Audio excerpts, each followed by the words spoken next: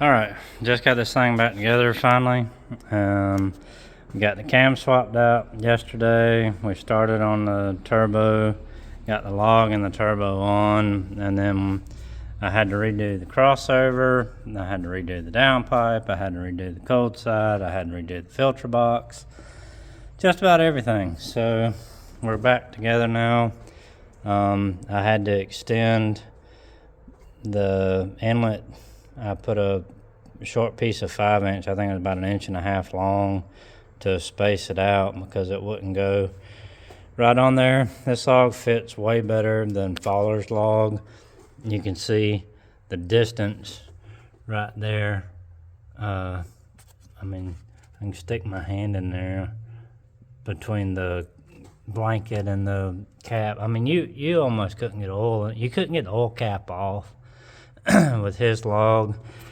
It had everything so tight over here, and then it was problematic on the for a filter. That's why I ended up making this box a few years ago. But I think now I probably could put a short radius elbow on here and put a conical filter on, but you know, I'm not going to reinvent everything when I can just put a short piece in there. Redid the downpipe, doesn't look too bad. That's a Trailblazer SS dryer to get it off the firewall. Somebody said because I didn't know how to fabricate, but I didn't want it by the heat, and I mean, why not?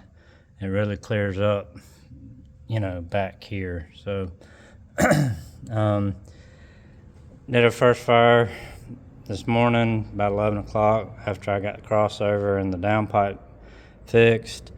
I just did the cold side, got the filter box on, and finished tidying everything up.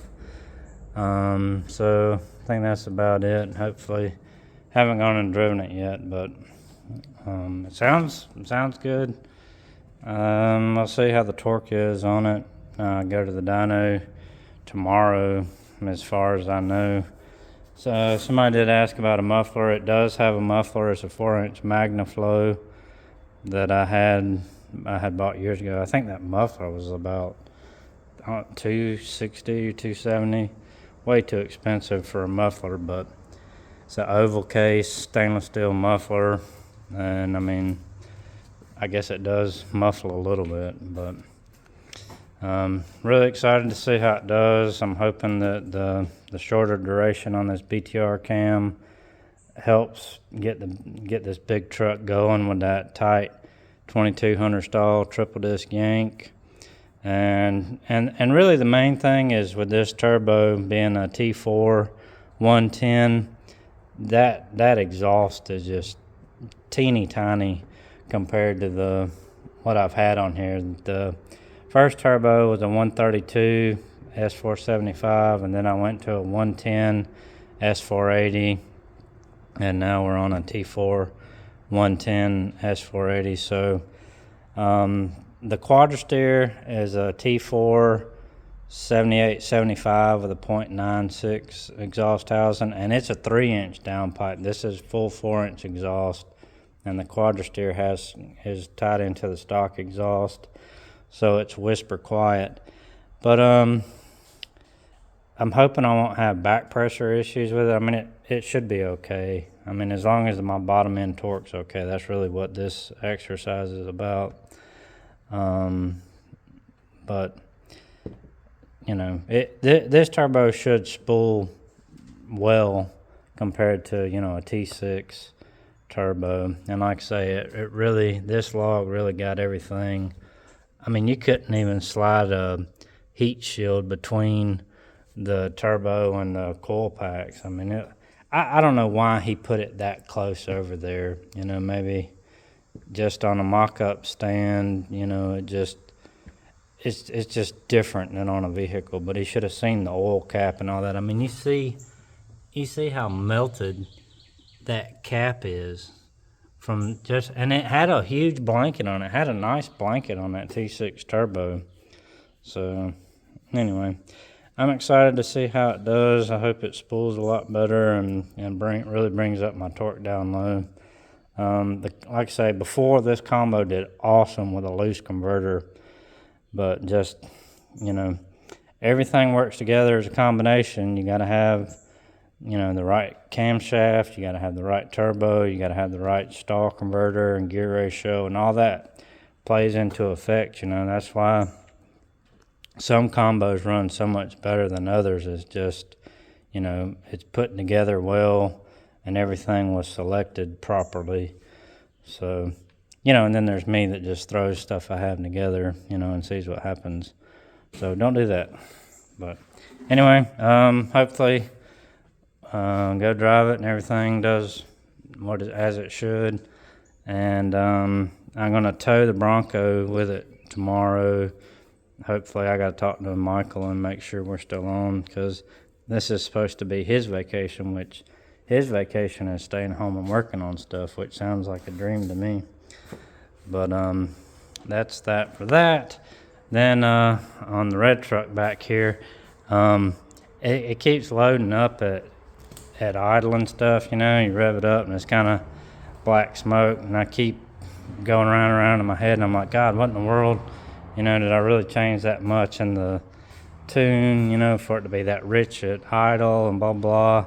And then I keep remembering that it's got a 340 fuel pump in it and a stock regulator, and I haven't checked fuel pressure. So I think that it's higher than 58 fuel pressure. So I'm probably going to have to get a PQI regulator anyway, which I was trying to avoid, but you know how that goes. But I'm going to look at another set, of fuel rails I have, and see if there's a way that I can open up the regulator to make it return more. There's the beautiful Bronco that's a pain in my side, and the quadra steer and the 69, and then we ran into a little boo-boo with this thing. So I was told, to not worry about the squatted look on it and just get it running and driving and all that. Well, I didn't listen, and so now it looks perfect. But apparently, you hear that? These fender wells are basically sitting on the tire. I can't even get my finger right past there. So I don't know why on these trucks they put the inner fender so low, but it's problematic when you put a 2.5 drop spring and cut a half a coil out, and it matches great. So I went and tried to do some research on what other people do to alleviate this situation, and you have to cut a huge section of the inner fender out, and then they move the whole inner fender well up like 3 to 5 inches to get it fixed. And my thing is, it's got the heater box and AC and all that stuff against the firewall, so I don't see where there's enough room to pull that up. And then they make these other things, they're called like slosh boxes or something, I don't know, they're about $800, and I guess it's a reshaped inner fender or something that goes in there. And who knew that it would be that problematic to lower an old pickup truck? I've seen the guys, where they slam them and, where they can drag frame and all that stuff. And then they have the wheel arches, inside with trailer fenders, and then have them, so that it can go all the way up in the fender, and sit flat or how, excuse me, however they call it, lay frame. On this one it would be lay exhaust, but I don't know. So that's kind of the situation we're at with that. So I got to fix the fuel pressure and figure out how to make it where we can drive it and not tear up these tires, or put shorter tires on it maybe, I'm not sure. But anyway, that's where we're at on that one. It sounds wicked. I really like how it sounds, and revs up pretty quick. Seems very responsive. This is the first time I've tried this stage 3 cam in a 5.3 or period.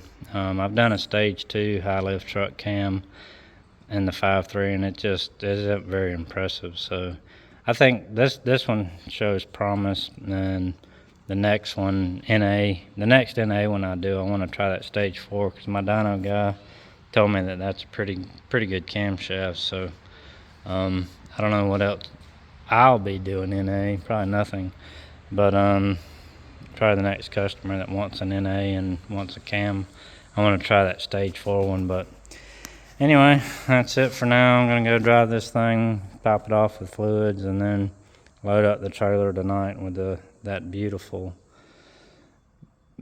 truck on the trailer, and hope it doesn't fall off on the way down there.